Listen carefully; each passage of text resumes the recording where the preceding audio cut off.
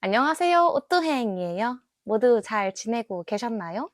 저는 또 새 옷을 입고 왔는데요.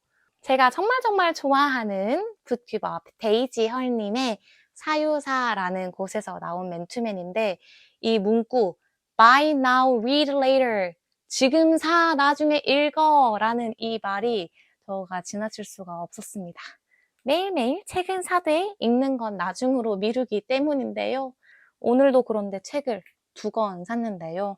하나는 선물 받고 하나는 또 들여온 책입니다. 첫 번째는 R.F. 쿠앙 작가님의 옐로우 페이스입니다.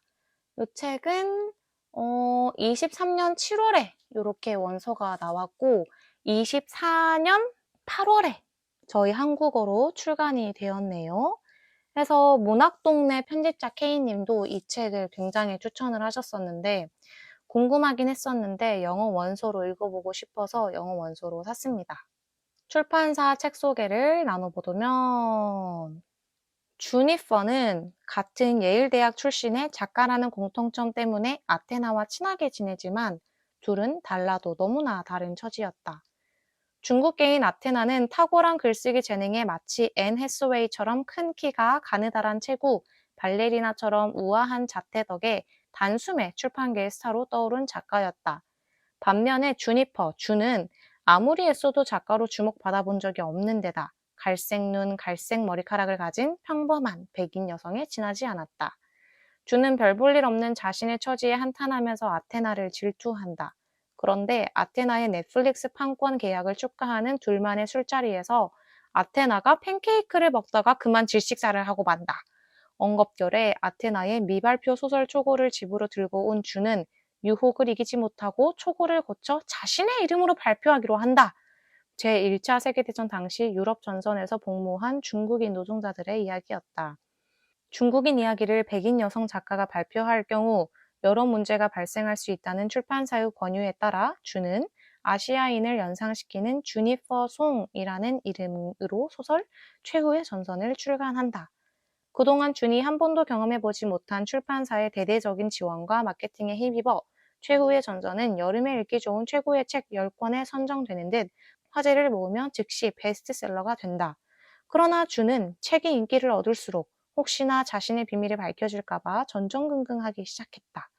게다가 중국인 이야기를 백인이 썼다는 이유로 악평 또한 늘어나는 가운데 트위터에 준이 아테나의 작품을 훔쳤다는 폭로글이 떠돌면서 준의 위기가 본격화된다.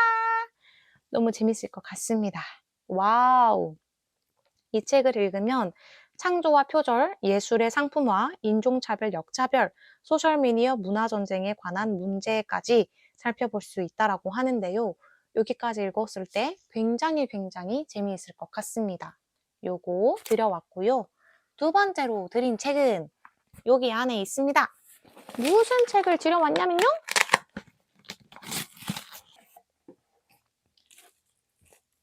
The Disappeared, 앤드류 포터.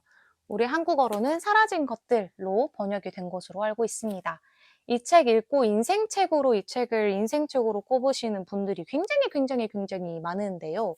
이 책, 저는 장편 소설인 줄 알았는데 단편 소설이더라고요. 이것도 한번 설명을 찾아보도록 하겠습니다. 사라진 것들, 앤드류 포터. 사라진 것들은 앤드류 포터가 첫 번째 소설집 이후 15년 만에 내놓은 두 번째 소설집이다. 첫 번째 소설집으로 무시무시한 작품집이라는 평과 함께 현재 미국에서 가장 눈여겨봐야 할 단편 작가로 꼽힌 그는 15년을 지나오며 삶에 대한 더욱 깊은 통찰이 담긴 15편의 이야기를 들고 돌아왔다.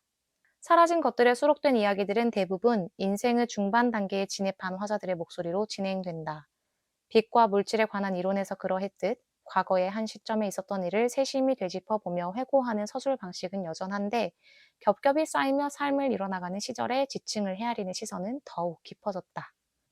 리뷰가 진짜 좋네요. 다 별 5개예요. 근데 저는 구매한 사람들의 리뷰만 믿는 편인데요. 장자냥님의 리뷰. 15년 만에 만난 오랜 친구와 깊은 밤 이야기를 나눈다. 우리가 떠나보낸 순간들, 시간들, 사람들, 그렇게 사라져버린 것들에 대해서 그 상실감을 온전히 공감하며 나눌 수 있기에 한 손엔 술잔을, 다른 한 손엔 담배를 들고 고독하게 어두운 창밖을 바라보며 한없이 서 있고 싶게 만드는 그런 이야기들. 책 읽는 나무님의 리뷰.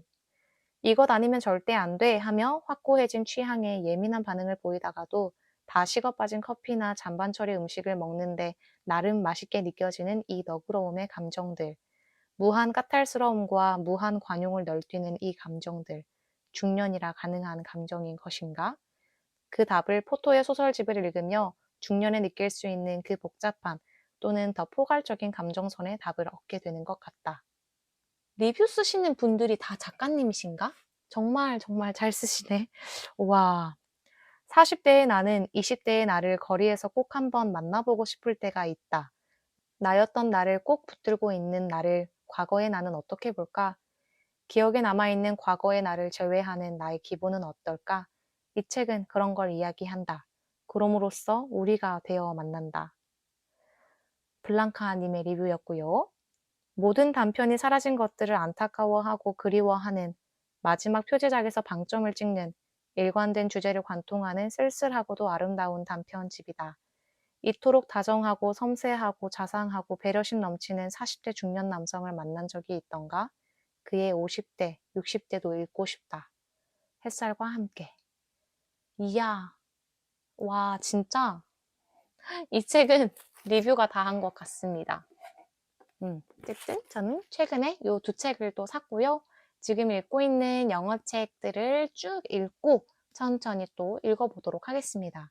둘 다 한국어로 번역이 되어 있는 책들이니까요. 한번 작품 찾아보시고 여러분도 좋은 작품 만나보시면 좋겠습니다.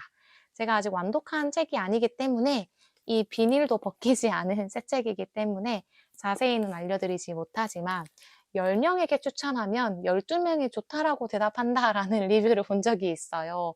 그만큼 좋은 작품이라고 하니까요. 여러분도 함께 접해보시면 좋을 것 같습니다. 오늘도 짧은 제 책수다 이야기를 함께 해주셔서 정말 정말 감사하고요. Buy now, read later. 지금 사, 나중에 읽어.